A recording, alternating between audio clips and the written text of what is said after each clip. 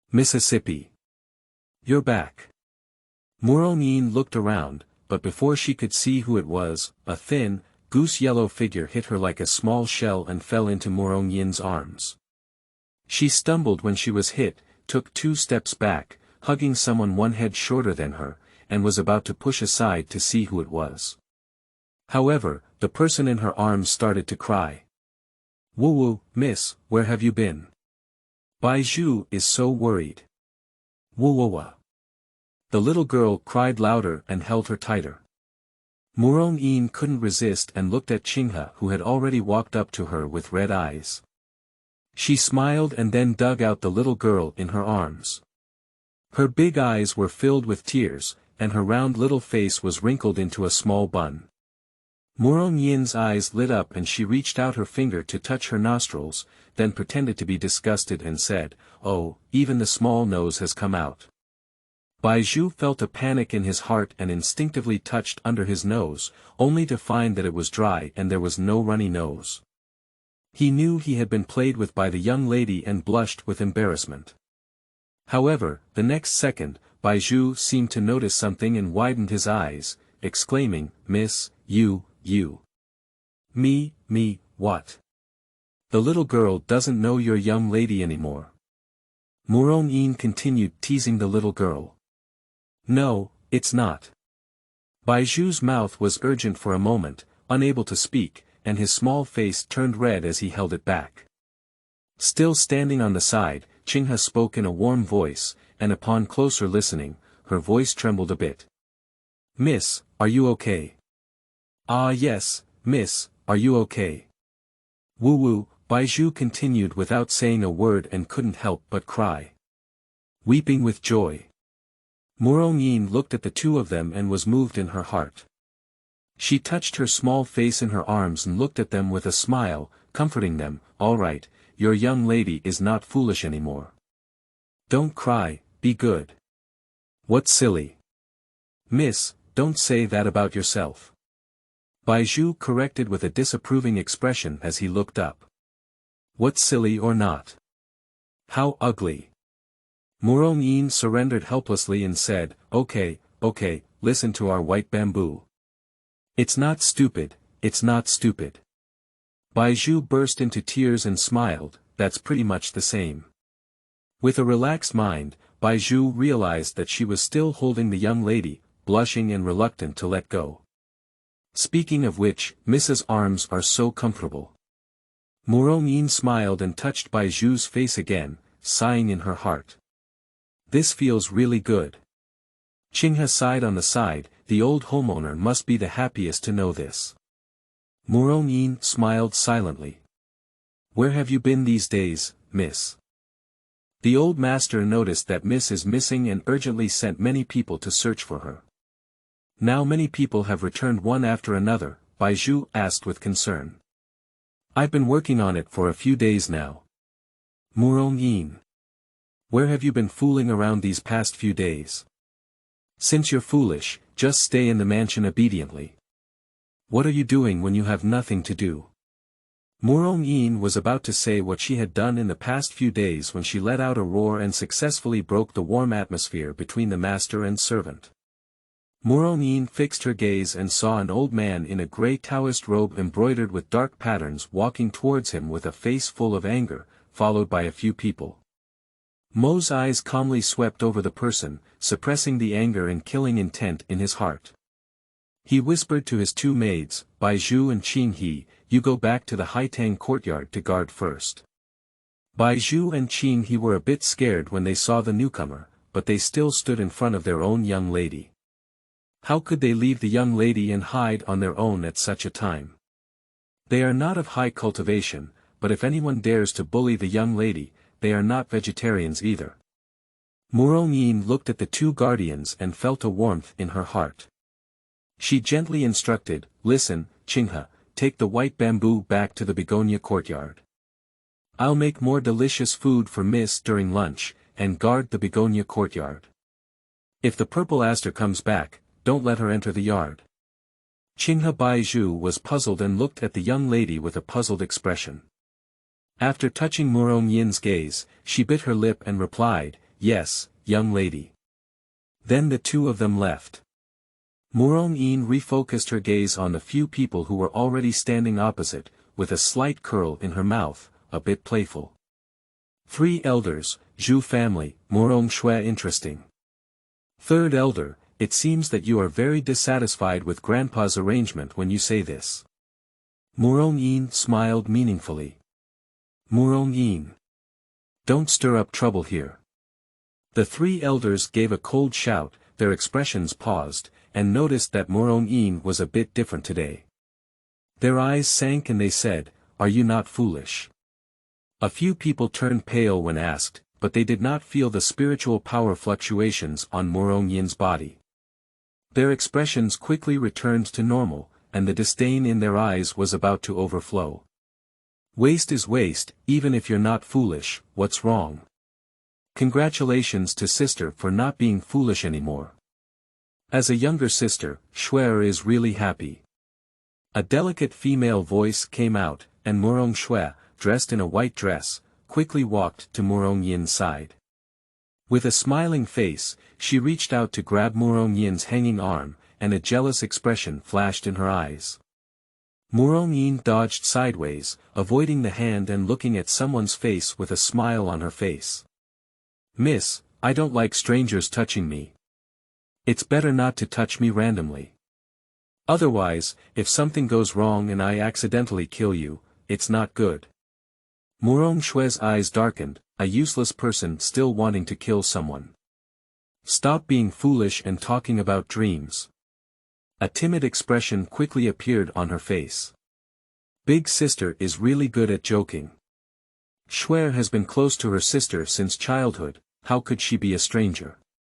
Big sister may have just recovered and hasn't remembered yet, but it's okay, Shuer won't blame her. She deliberately wiped her eyes as she spoke, as if her sincerity had been betrayed and she was holding back her generous grievances. Looking at this aggrieved expression, Murong almost thought she had become a traitor and abandoned her worthless wife. Murong, Shuer treats you so sincerely, you just let down her kindness. The 3rd elder frowned coldly and scolded coldly. 3rd elder, don't say anything more. It's all because Shuer is not good. It must be because Shuer did something wrong that made her sister angry. Woo, Murong Shuer sobbed and lowered her head, looking extremely aggrieved. Murong secretly poked and rolled her eyes, glanced at the few people who came in from behind, and secretly twisted her thigh, taking a deep breath.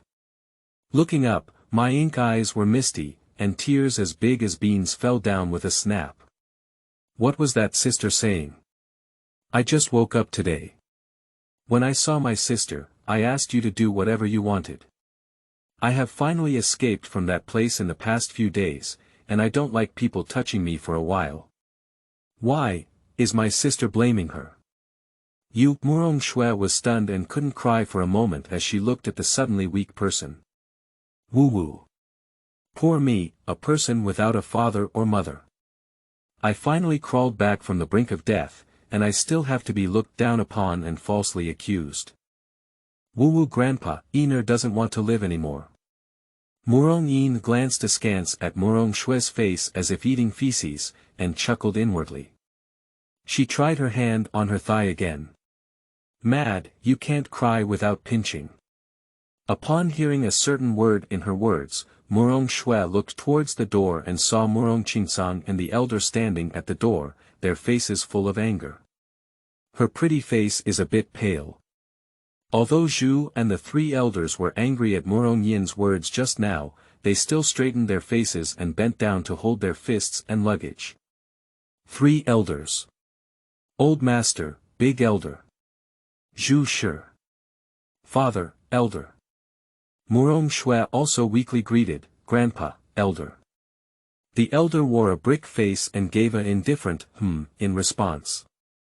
A pair of shrewd eyes calmly surveyed Murong who was still crying. Murong Qingsang was simpler, silent, staring at a pair of tiger eyes. He walked through a few people with dignity and came to Murong glaring at Murong Shuer. Murong Shue's heart suddenly changed. With a pale face and unwillingness, she walked back to Zhu's side and stood, her fingers moving in the cuffs. Murong Qingsong glanced at the few people, but they couldn't resist the gaze and silently retreated. Only the elder remains in place. Murong Qingsong drove away the eye-catching person and stared at his little granddaughter for a long time. His granddaughter Bafeng remained motionless, still whimpering there. With a twitch of his mouth, Murong Qingsong lifted his palm and pulled the person back to the Kanglin Academy. Murong Yin was still crying, but she also followed suit. She's no longer in tears, howling dry. As soon as he entered the Kanglin courtyard, the old man's iron palm slammed onto his granddaughter's head. With a cold snort, "Humph, come on, stop howling. If you don't have any tears, you're all gone." End of this chapter. Chapter 6. Clear identification of enemy and friend.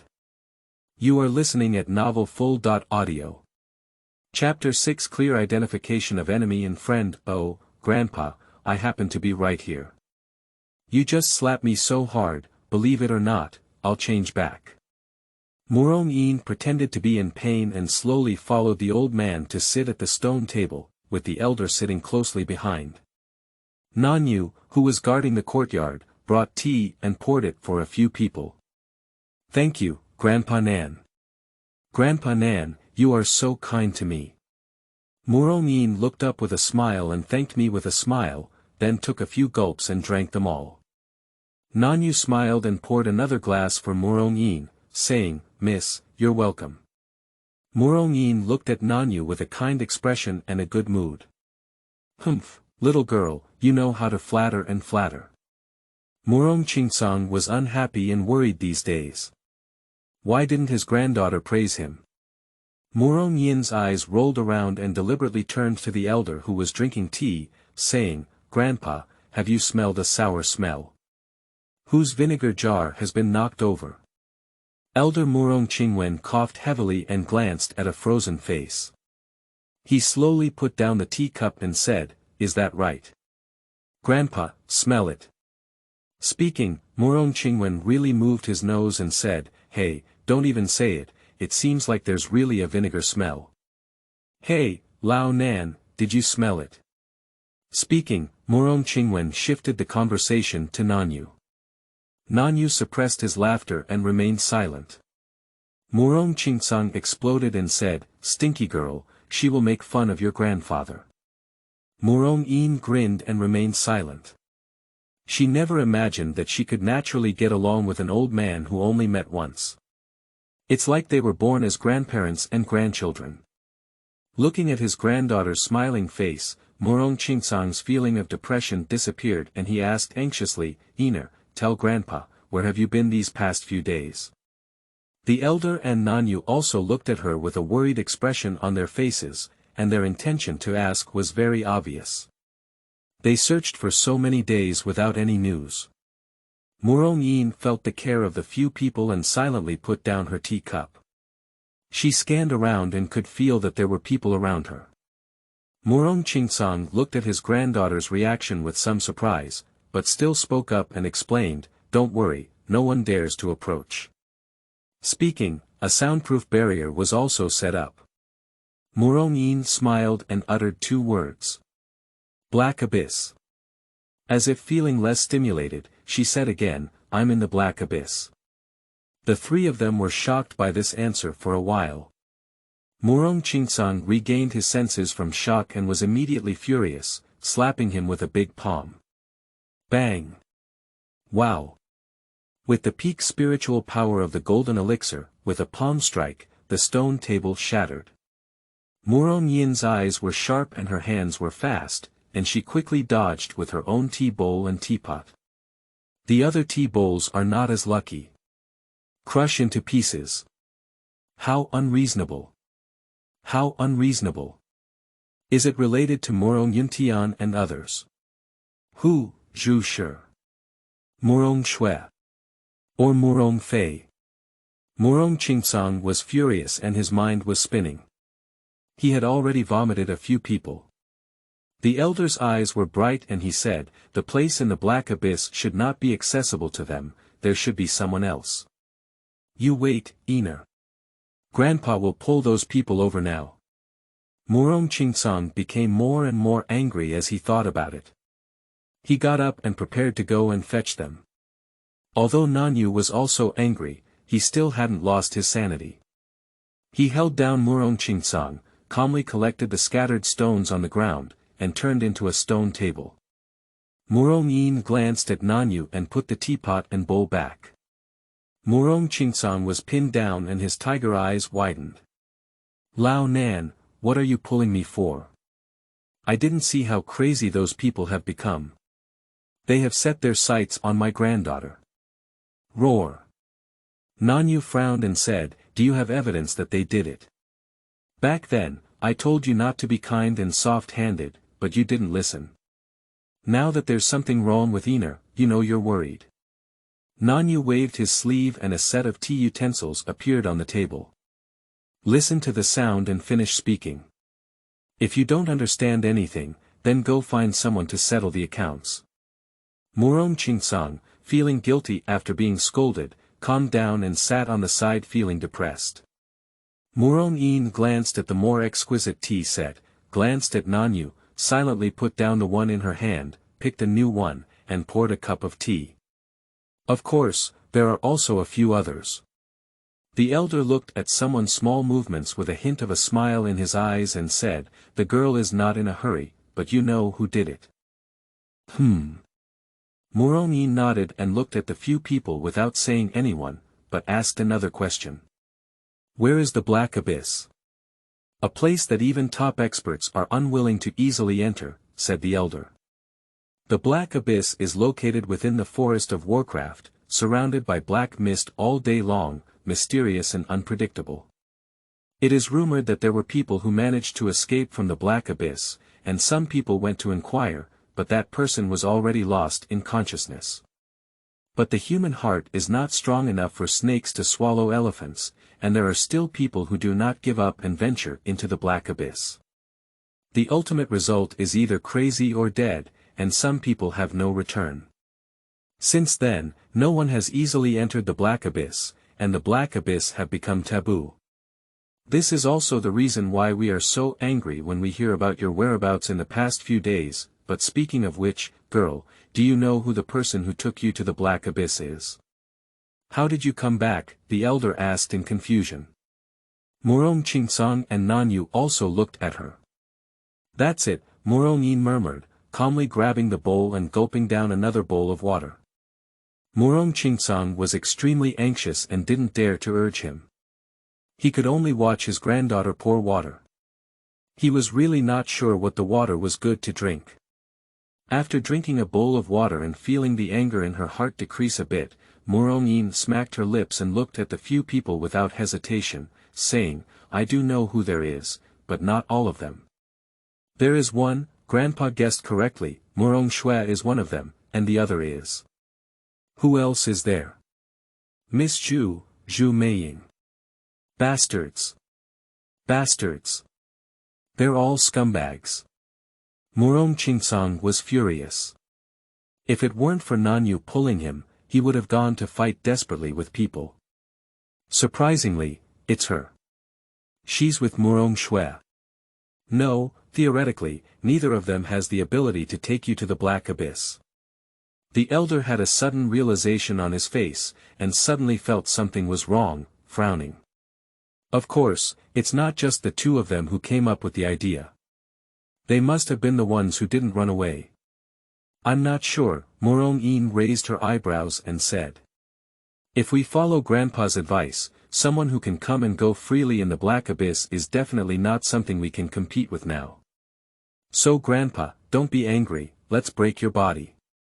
Murong Yin comforted the irritable Murong Qingsong, now that person is in the dark, and I have safely returned from the Black Abyss. If he wants to take action, I believe he will definitely appear soon. At that time, we will catch them all in one go. The relationship between the Murong family's second house and them is like water and fire, and she urgently needs to improve her strength. So we're not in a hurry, Grandpa. Murong Yin looked at the old man and comforted him in a deep voice. End of this chapter. Chapter 7. Living Out of a Hooligan. You are listening at novelfull.audio. Chapter 7. Living out of a hooligan. Murong is really not in a hurry. She has not yet achieved any cultivation, and her spiritual strength has not fully recovered. Moreover, the Murong family is currently divided, and even if that person appears, she may not be able to do much. Maybe they will also involve the people around them. Now, all she can do is to cultivate as soon as possible and eliminate those who have ulterior motives in the center of her family. Has Iner already had an idea? Murong Qingsong pondered his granddaughter's words and sank his heart. I guess so. Murong didn't say it directly, but asked, Grandpa, what's the situation with you and that courtyard? Murong Qingsong saw that his granddaughter seemed confident and didn't say much. He planned to personally investigate. When he heard her question, he snorted, those people are driven by greed. Even if they were killed, Grandpa wouldn't frown. Just let go and do it. There's always Grandpa. Here, besides us old men, there are no second uncles or sisters. Girl, remember. Anyway, the romantic bond has been exhausted, and if he dares to have an idea on his granddaughter, even the good romantic bond is gone. Upon hearing the old man say so, Murong was somewhat surprised. Her mind suddenly turned to lightning, as if she knew something amazing. Grandpa, I know now, Murong agreed, letting go of her worries. Girl, let go and do it. Tell Grandpa what you need. Grandpa will help you, and you, Grandpa Nan. The elder looked lovingly at the teenage girl. Oh, it's better to have a granddaughter, unlike that stinky kid in his family who would make him angry. Okay, Grandpa. Murong replied with a smile. After sitting for a while, Murong took the identity card from the old man to enter the library and returned to the Haitang Academy. Mississippi. Are you back? Did the three elders make things difficult for Mississippi? Baizhu, who was walking back and forth in the courtyard, caught a glimpse of purple in the afterglow and ran over happily. Murong looked left, right, up, and down, and even touched her hand to confirm that she was not injured before quietly exhaling and letting go of her heart. Murong looked at the little girl's operation with a smile and her heart warmed. Don't worry, Grandpa is back. That stinky old man didn't do anything to your young lady. Qinghe, who was busy in the kitchen, walked out at the sound, holding a white jade bowl in his hand. Really? The old master has also returned.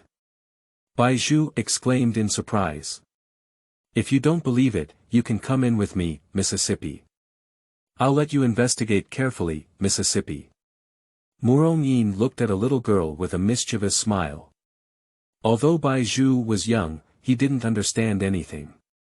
He spat out with a red face and said, Pooh, Miss would make fun of Baizhu. After finishing speaking, he stomped his feet and ran to the kitchen to get something to eat. Murong smiled and walked over to the stone table to sit down. Looking at Qinghe's gentle appearance, he let out a flowing whistle and said, Xiaohe, you are so gentle and charming. Miss, I am deeply moved. If I were to follow your young lady in the future, I would be happy to have you eat delicious food and drink spicy food. Speaking, he also reached out and touched Qinghe's cheek. He's like a local ruffian and a little greasy, Poochie. A suppressed laugh came, and Murong expression stiffened. Mudan, forget about someone else. Although Qinghe's face turned red and his heart beat as he was teased, he quickly protected Murong body upon hearing the unfamiliar laughter. He looked alert and looked around, but did not find anyone. His eyebrows furrowed, and the dagger in his sleeve slipped into his palm, ready to take action at any time. Murong held the hand, and Qinghe inexplicably turned around to look at his young lady. She looked a little embarrassed and helpless, and shouted. Black Wing, come out. As the words fell, a black figure appeared in the courtyard. My shoulders shook inexplicably twice, but I couldn't help but hold back my laughter and said, Miss Murong. Murong looked at Hai's suppressed smile, handed him a white eye, and then looked at Qinghe. Nah, his name is Hai. He has been following me recently. If you cook in the future, bring an extra person. Qinghe's vigilance in his eyes faded and he nodded. Knowing that his young lady had something to say to this person, he consciously went to the kitchen to serve dishes. Murong is very satisfied with Qinghe's agility.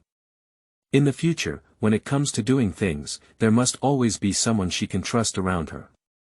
Qinghe is good, calm and atmospheric, with a discerning expression. As for the white bamboo, it looks good now, but it's a bit small. It's only 13 years old and can be raised for an additional 2 years. With his thoughts pressed down, he looked at Black Wing and said, "Black Wing, please do something." Black Wings looked solemn and said, "Miss Murong, please give orders. After dinner later, help me go and see what the third elder is doing." Black Wing glanced at the serious person and said, "Yes." 2 little girls brought out their vegetable boxes, and Black Wing was about to leave when Murong called out, "Hey hey hey, don't go, let's eat together. Qinghe and Baizhu are also here." The little girl who was laying the meal shook her hand and looked at Murong in surprise. Black Wing also looked at her, feeling a bit conflicted. "What are you all watching me do? Sit down." Murong sat on the stool, looking at a few people inexplicably. "Xiao Xiao, miss, this is against the rules." Baizhu shook his throat and said. In exchange for the nods of a few people. Although the young lady has recovered and is very approachable, Qinghe and Baizhu still dare not eat together. Black Wing is even more afraid. He has not figured out the master's attitude towards Murong yet. If we eat together casually, he is afraid that the master will cut him alive. Although he has had dinner with the master before. Murong didn't have to guess what these people were thinking, so she rolled her eyes silently. Sure enough, not many travelers would encounter this problem. "Hey, but if I were the only one eating, and you guys were watching, I would be indigestible. Eating with more people would be interesting. If I eat alone, the originally fragrant food would be greatly discounted." Murong looked at the relaxed expressions of several people and continued to work hard. "So, everyone, I solemnly invite you to accompany me to dinner, can you?" If she still doesn't want to, there's nothing she can do about it. She can't force them with the idea of equality for all. Fortunately, with these words, Qinghe and Baizhu finally sat down. Murong is very satisfied. If she can sit once, she can have the next one. "Don't worry, take your time." Looking at the 2 little girls with a smile, "Be good, the 2 little girls are shy." Murong was satisfied and went to see someone who was still standing there. With a smile on her face, she raised her eyebrows and said, "Are you not good?" Black Wing's eyelids twitched. His eyes sank and he said, "Then why don't you sit down?" Black Wing gritted his teeth and said, "Sit down." Then he really sat down, and after sitting down, he became confused. Murong didn't care about him either, smiled and said, "Be good," picked up chopsticks and picked up a chopstick of food for everyone, then buried himself in eating wildly. The 2 little girls have good craftsmanship. At first, these 3 Black Wings were a bit reserved, but in the end, they didn't know if they had been infected by Murong. They picked up chopsticks and competed with Murong for food. A meal, enough to eat and drink, the relationship between the 2 is invisibly strained. As for what to do after dinner. Murong touched her round belly and said to Qinghe Baizhu, who was packing dishes, "I need to rest later. If Ziwen comes back, let her stand outside the courtyard and don't let her in. If it's someone, just close the gate and don't worry." Qinghe and Baizhu all know who some people are referring to, but they don't understand the purple aster.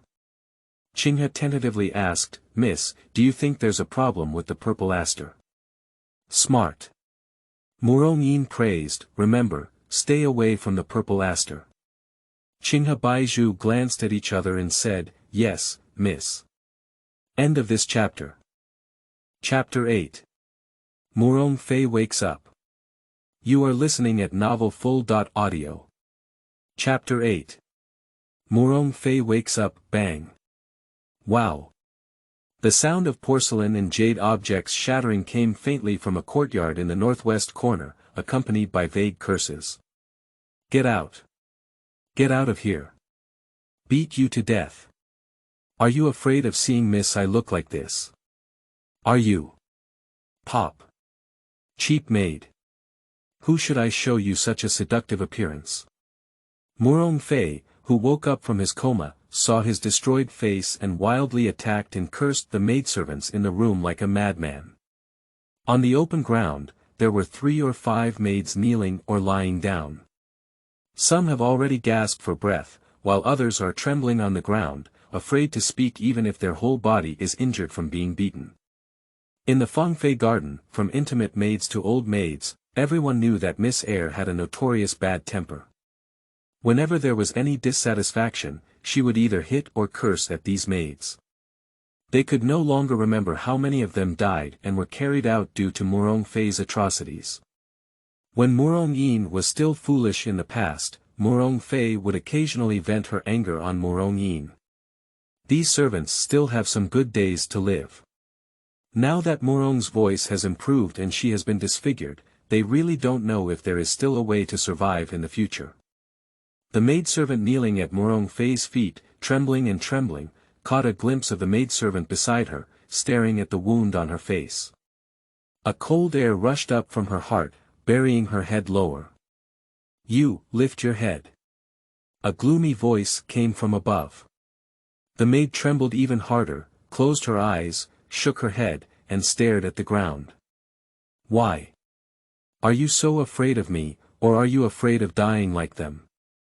Murong Fei stared at the people on the ground with a gloomy expression. The maid shook her head desperately, but her trembling body betrayed her. She looks pretty good, Murong Fei said in an inexplicable tone as her slender jade fingers lifted her chin. Look at me, Murong Fei ordered, gripping the dripping golden hairpin in one hand. The maid had a pale face and instinctively grabbed the hem with her hands, her eyelids trembling as she lifted them. In an instant, Murong Fei's face changed, her fingers gripping her chin and exerting force, her already disfigured face twisted even more. Without it, these eyes resemble Murong Yin very much. Or rather, this maid goddess looks like Murong Yin. The maid felt a pain in her chin being gripped by Murong Fei. She wanted to avoid it but had nowhere to hide, or in other words, she didn't dare to hide at all. Every time you get beaten, if you show a hint of timidity and evasion, it will only lead to even more severe beating. Silent tears fell down. Murong Fei slowed down for a long time before relaxing his grip. But he wouldn't let the maid escape either, instead he held the dripping golden hairpin and scratched her face bit by bit. At the same time, he spoke in a light and ethereal tone, like a lover whispering, "This face is really beautiful. Unfortunately, why does it grow on the face of your lowly maid? You say, isn't it?" The maid trembled her lips and hurriedly begged for mercy, hoping that Murong Fei could spare her and say, "No, no, no, no." Nowadays, Murong Fei is a devil in her eyes. Murong Fei turned a deaf ear and spoke to herself, her eyes gradually becoming fierce. What should I do? Seeing this face makes Miss very unhappy. And these eyes, if not, they should be destroyed together. After finishing speaking, a golden light flashed past, and in the frightened and widened eyes of the maid, the blood-dripping hairpin fell down. Pushi. Pushi. Ah ah ah ah ah ah. 2 times down, red blood mixed with unknown liquid splashed, some even sprayed onto Murong Fei's cheek. Let me go. Please miss, let me go. The maid who was blinded by the golden hairpin struggled desperately, but still couldn't escape Murong Fei's persecution. Time and time again, the sensation of the sharp weapon entering the flesh came from the cheeks, and the piercing pain made the maid speechless and could only howl with heart-wrenching pain. This is not all, Murong Fei's face was not enough. He kicked the person to the ground, grabbed the whip at his hand, and pulled it towards the person rolling on the ground. When Zhu came, he saw this scene. When he saw the person with injuries all over his body, he exclaimed in surprise, "Fair, what's wrong with you? Let my mother take a look." Zhu entered the room and used his spiritual power to grab the whip and catch the madman. A long bloodstain ran through his face, and Zhu's eyes were startled and angry, saying, "Fair, who did this? Tell your mother." Murong Fei was whipped and finally burst into tears when she saw someone coming. "Woo, mother, why did you come? Fair is almost being bullied to death." Zhu took out a jade bottle from her arms, poured out a pill for Murong Fei to eat, and even pulled the person into the bedroom on one side, ignoring the dead on the ground without even frowning. The people who followed Zhu's footsteps approached with a keen expression to tidy up. The mother and daughter sat down, and Zhu comforted them, "All right, be good. Tell your mother who didn't want to do it, and she will vent her anger on you. It's Murong Yin, that trash. It's her. She even hit me in front of many servants. Mom, I'm going to kill Murong Yin. Kill her." Murong Fei's emotions were very excited, and her tone could tell how much she hated Murong Yin. Zhu didn't quite believe it. That trash. Can a useless person without cultivation defeat her daughter at the 5th level of qi refining? Mother doesn't believe me. Murong Fei's eyes widened and she was about to get angry. Zhu quickly comforted, "No, my mother is just puzzled. That mother, let's go kill her now. Murong Fei is really angry, he's going to kill someone if he keeps his mouth shut." Although Zhu wished he could kill that useless person immediately, he shook his head when he thought of something. "Mom, won't you help me?" Murong Fei said as she continued to rage. Zhu helplessly took her daughter's hand and sat down, saying, "Fair, when will you be able to mature? Now that the old man Murong Qingsang is still at home, how can you kill him? Today, those maids in your courtyard will die if they die. They come from humble backgrounds and should be treated as entertainment for you, but Murong Yin is different. Although she is useless, she is still the grandson of the family head and the eldest daughter of the Murong mansion. If you suddenly die, you will be criticized by others. If it spreads, what will happen to your reputation? Can you still marry the 4th prince you want to marry?" After listening to Zhu's words, Murong Fei finally calmed down a lot. When she heard the last sentence, she shyly said, "How do you know?" Zhu looked at his daughter with a smile and said, "I know that my daughter is like a mother." "What does my daughter think? How can someone who is a mother not know?" The effect of the pill was very fast, and in no time, Murong Fei felt that her injuries were all healed, except for the burning pain on her face. She unconsciously reached out to touch it, but was stopped by Zhu Shi. "Don't touch it, it's not good yet." Zhu Shi grabbed her daughter's hand and let out a soft sigh. "The wound on your face, except for the 3rd-grade rejuvenation pill, ordinary repair pills are useless. What should I do then? Daughter." Murong Fei panicked and her hatred for Murong Yin grew even more. "There is no 3rd-grade alchemist in Nanyu Kingdom, can't my daughter just stay like this? Mom, please think of a way for me. I don't want to live with this face on." Murong Fei tightly grabbed Zhu's hand, and Zhu struggled for a moment. She looked at her daughter inexplicably and said, "If you want to restore your original appearance, your mother has a way, but you need to bear some pain. Are you willing?" End of this chapter. Chapter 9. Breakthrough. Qi Refining Level 7. You are listening at novelfull.audio. Chapter 9 Breakthrough. Qi Refining Level 7. I am willing, as long as it can restore my appearance, I am willing to bear any pain. Murong Fei seemed to grab a life-saving straw and said urgently. "Okay, Mother will help you. Mother will also do her best to help you find a 3rd-grade alchemist and ask him to help you refine medicine." Zhu Qianshou, after a moment of silence, suddenly smiled deeply. Murong Fei had been immersed in the joy of recovering her appearance, and Zhu Shi's smile caught her attention. "What is your mother laughing at?" "My mother is smiling. If I use my mother's method to restore my appearance, I can take this opportunity to get rid of Murong Yin." "Really?" Murong Fei looked at Zhu with surprise. "Mother, tell me quickly. What can I do? If I could kill Murong Yin, she would wake up laughing from her dreams." Murong Fei looked at Zhu Shi expectantly, but Zhu Shi smiled silently. Seeing that her mother didn't mean to say anything, Murong Fei didn't hesitate anymore, but still emphasized, "After getting rid of her, mother, I will break her down in 8 pieces to dispel my hatred." Zhu smiled, her well-maintained face shining with grace and luxury, but her words were extremely malicious.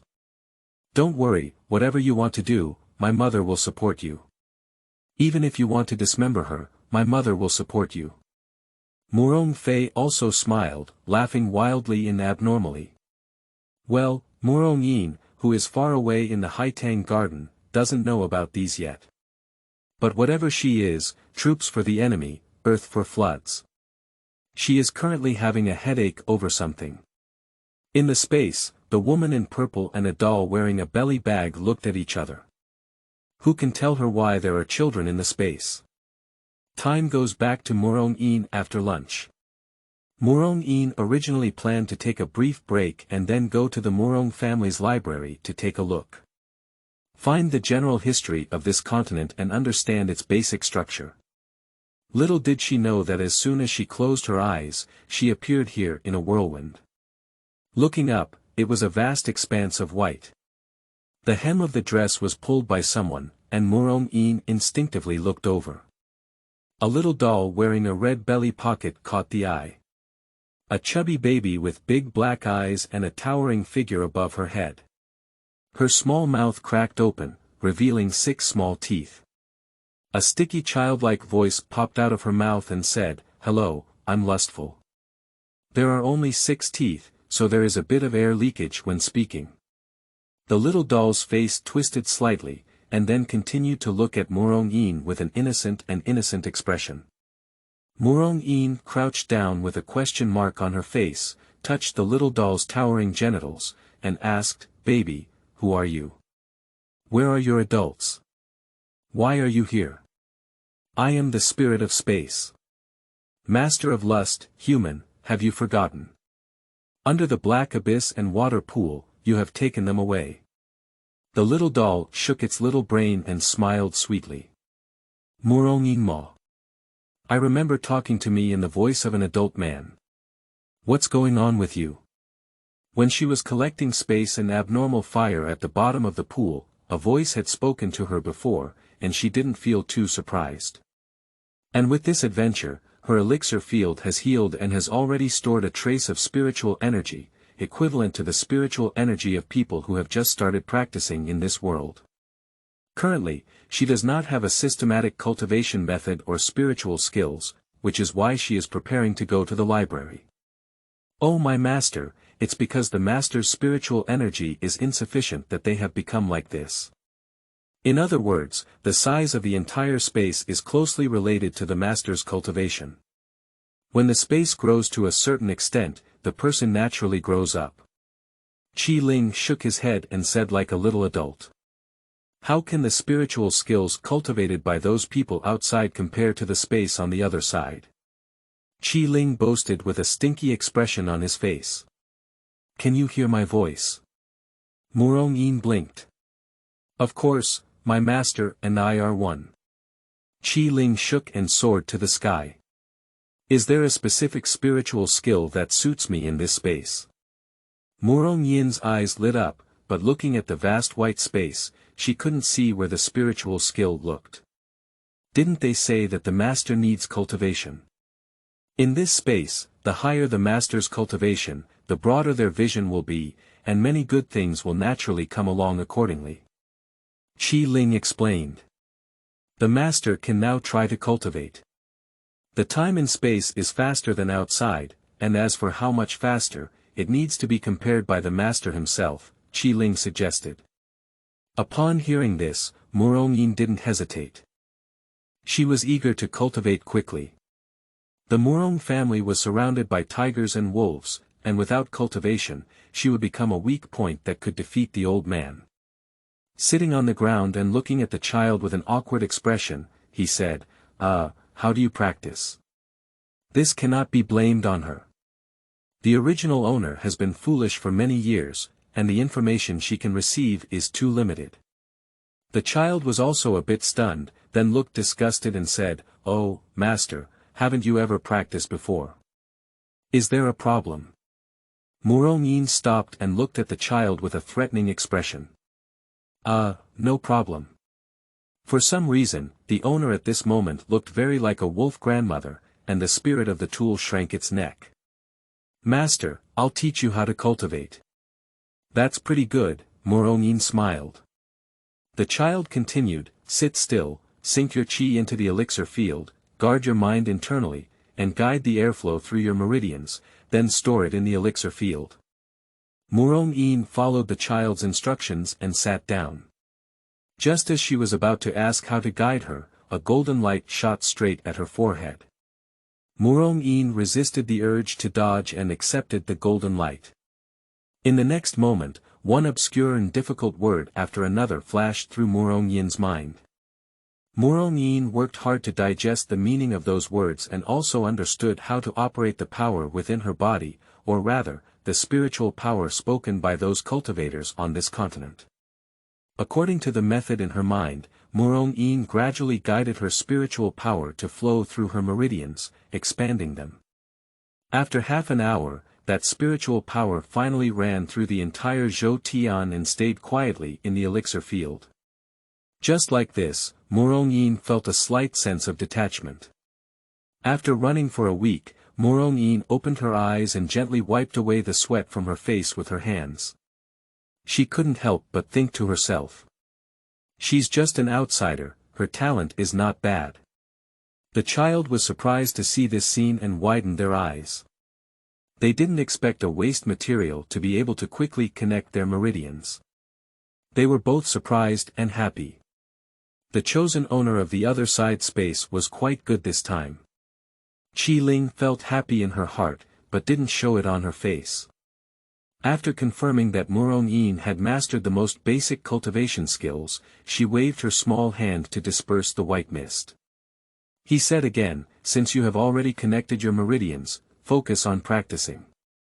I will help my master keep an eye on the outside.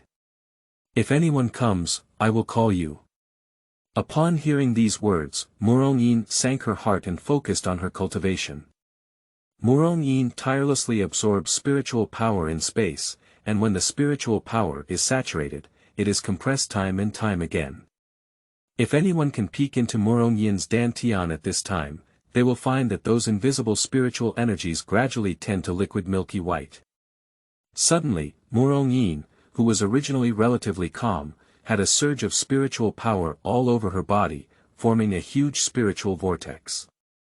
The person who originally had no cultivation in the next moment is rapidly climbing. Qi refining level 2. Refining Qi level 4. Qi refining level 7.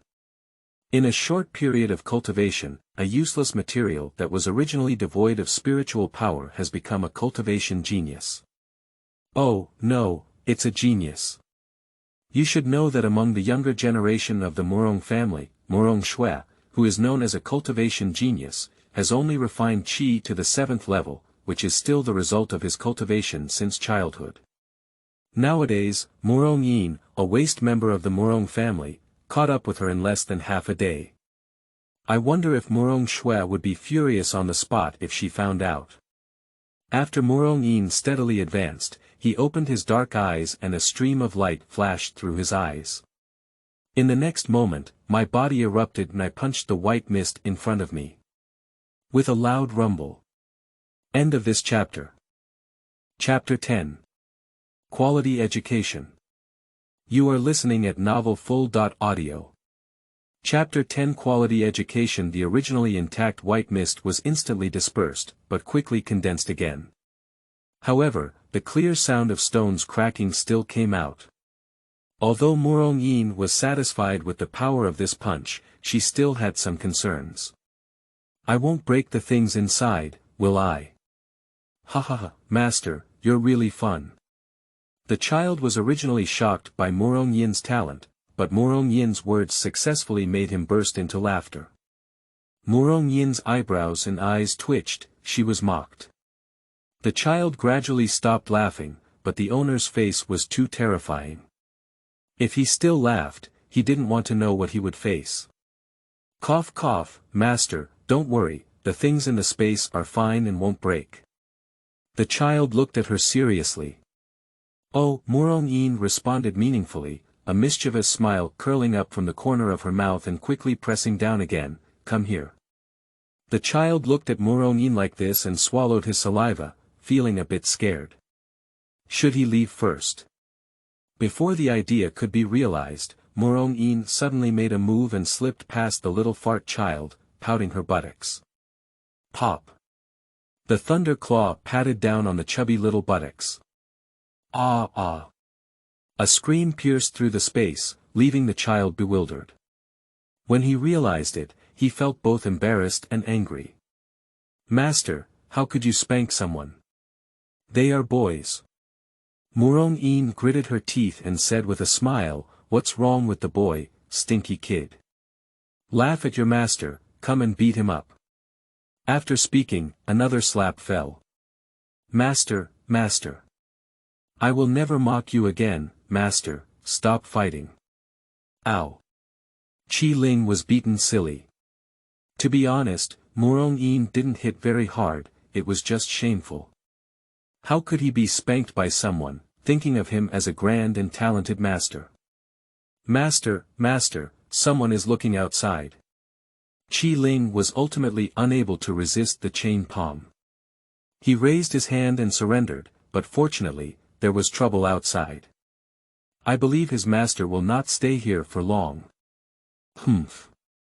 When she goes out, he'll hide. The baby has a temper. Murong Yin also felt the noise outside and stopped educating children about their quality. Before leaving, he threatened, I'll deal with you when I come back. It looks like if the spirit of the weapon dares to dodge, he will die. Qi Ling. Crooked. Is anyone there? Someone is bullying children here. Low servant. I am the maid in charge next to madam, how dare you stop me? Those who are sensible should quickly get out of here. I want to see if this useless person is really sleeping. I said our young lady is asleep when she sleeps. Idle people, hurry up and get out. Yo ho! How dare a useless maid shout and shout at me? You think you have someone to support me when my old master comes back? Someone, pull these lowly maids down and beat them hard. Let them remember who is in charge of the Murong mansion. What are you doing? Get lost. As soon as Murong Yin came out, the chaotic noise outside filled her ears. She was very familiar with the voice of the noisy person. Her face was calm and her eyes were icy. Some people really don't know how to live or die. The two of them, Qinghe and Baizhu, who were guarding outside the door, watched as a group of servants rushed forward and instinctively grasped the dagger in their hands, ready to fight to the death. There are too many opponents, even if their cultivation is not low, they are difficult to match with 2 fists and 4 feet. Just as Qinghe Baizhu was fighting with others, the old lady avoided the fight circle and came to the door with a fierce expression. She was about to push the door in, but the door opened on her own. One foot kicked heavily on the grandmother's stomach, and the grandmother didn't even scream, so she flew out and collapsed in the middle of the crowd, fainting. The sudden scene startled the person and the fight stopped. Qinghe Baizhu looked at the young lady walking out with a surprised expression on her face, quickly withdrawing from the enclosure and surrounding Murong Yin. Miss, you're awake. Baizhu looked at Murong Yin with a look of admiration, his eyes full of small stars. Just now her young lady was so handsome. He kicked the old Yen woman away with just one kick, how impressive. Violent enough, she likes it. Murong Yin invisibly gained a little fangirl. Still a violent lowly years later, when Bai Zhu encountered troublemakers, he would always bid them off with one foot, and even his admirers did not escape that kick, causing Murong a headache. Murong looked up and down with gentle eyebrows and eyes to check if Bai Zhu was injured. She found that he was not injured, breathed a sigh of relief, and with a faint she looked at the stunned servants and guards in the courtyard. Murong now has the ability to refine qi at the 7th level, so it is clear that the strength of these guards is only at the 4th level, while the rest are at the 2nd and 3rd levels. Murong sneered, this Zhu family really looks up to her. A useless person, how could so many people come to take her? A servant who dares to break into the courtyard of the eldest daughter of the Murong family, and even wants to forcibly break into my young lady's bedroom, damn it. Black pupils coldly scanned the motionless person lying on the ground, let out a deep cry, and finally made those stunned people come back to their senses and take a deep breath. The servant who had a good deed took the initiative to check and found that the old woman had lost her breath. The servant stumbled and sat on the ground, his face pale, and his lips trembling as he said, I'm dead. In one sentence, everyone turned pale. Murong, that useless person, kicked him to death. When did Murong become so powerful? Isn't she a waste? Can she practice now? Some people think so, and others ask the same question. Murong, can you now practice? In one sentence, everyone's gaze shifted to Murong, and the exploration and curiosity in his gaze were self-evident, although there were also malicious intentions. Murong did not answer this question, nor did she care about the good or bad looks. Now she is more curious about what Zhu Shi sent these people to do. What did Zhu ask you to do? Upon hearing Murong question, everyone remembered the purpose of coming today. As the person with the highest cultivation among these people and who had just inquired about whether Murong could cultivate, he looked arrogantly at Murong and said, Waste, the 3rd elder asked us to take you to the council hall. Don't leave now. He had no perception of Murong spiritual power, so he believed that Murong was still a waste and naturally spoke rudely. Murong looked over and the high self-esteem in the guard's eyes made her laugh. It's really the dog of Zhu Shi's gang. It looks like nobody else. It's exactly the same. It's disgusting. What do you call me? An indifferent voice suddenly sounded, and Murong, dressed in a purple dress, walked slowly towards the guard, her glass black pupils flashing with an unusual light. The red glow from the sky scattered on Murong body, with a warm sun color on the purple skirt of Dushan. The warm light blended on her fair cheeks, and the cold and merciless black pupils formed a strong contrast. Despite being enveloped by the warm sunset, everyone felt as if they were enveloped by the cold air of a glacier that had lasted for thousands of years. They unconsciously shuddered and retreated, exposing their guards to Murong. Although the guard also felt that Murong was terrifying at this moment, when she thought of her 4th level cultivation in qi refining, she looked at her with a confident and fearless look, and said to her, I call you a waste. What's the problem? A person who relies on his old master and has no spiritual power is not a waste. End of this chapter.